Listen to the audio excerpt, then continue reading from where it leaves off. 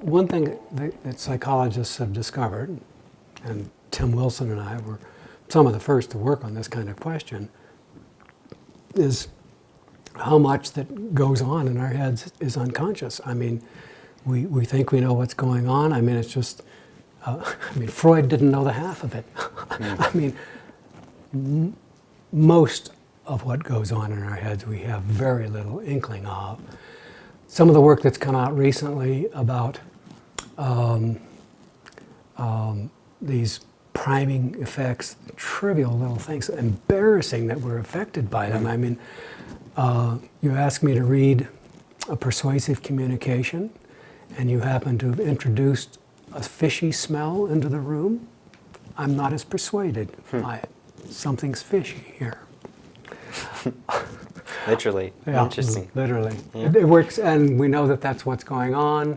It's the fishy thing, the metaphor, because there are some countries that don't have the metaphor that there's something fishy about that's this. your control group, is it? So they don't That's experience right. That's right. There are some cultures that just don't have that. I mean, Okay, in Denmark, so- I think I smell a rat. So gotcha.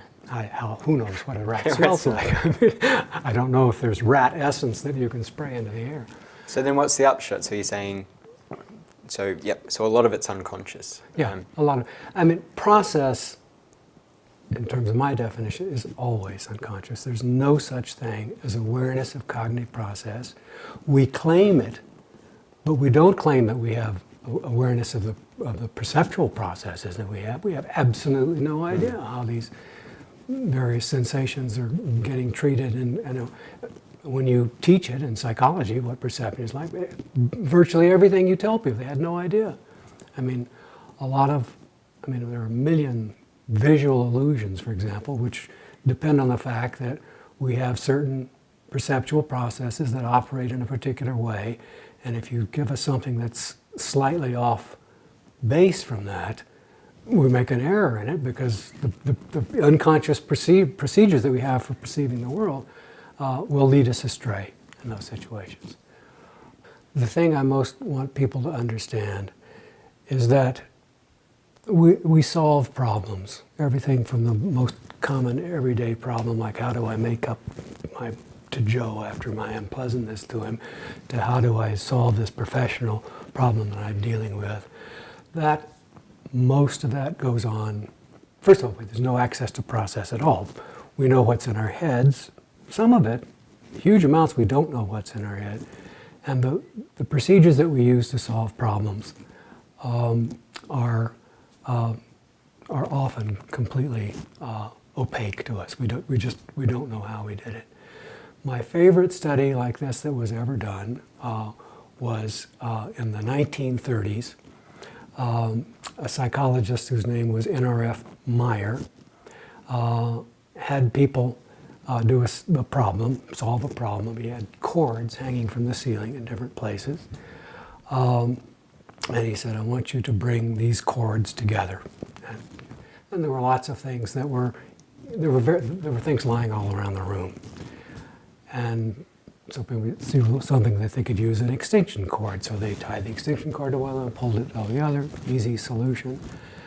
And after they had 5 or 6 of these, then there was one other way to do it that they hadn't yet discovered, which was much more difficult. And after the subject had been stumped for 5 or 10 minutes, Meyer, who's been wandering around the room the whole time, flips one of the cords, sets it into motion. Within 45 seconds, the typical subject tied something to the bottom of it, swung it like a pendulum, grabbed the other and tied them together. And Meyer says, that's great, that's the solution. How'd you come up with that? And no one ever gave him the answer, and the correct answer. And he ran some psychologists through this, and they were hilarious. I mean, in their rich accounts of what I thought of monkeys swinging through trees. The idea of a pendulum entered my head at the precise moment. You have a slave who's working for you all the time.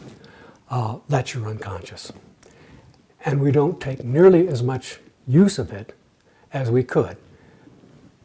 You have to, there's a writer for the New Yorker who has a wonderful account of how you write, how to do it. So you have to sit down and think a bit about what you're going to do.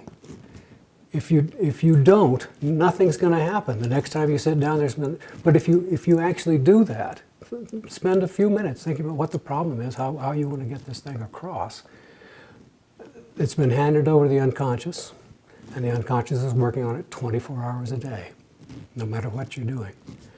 I find that with my own work all the time.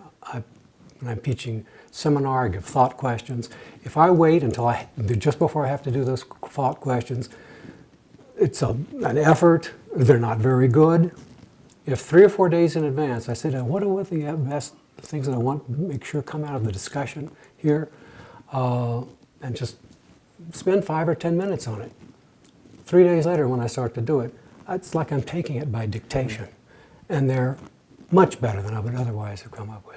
I don't know that I've ever convinced any students. For that term paper, first day of class, tomorrow start working on that term paper. Yeah.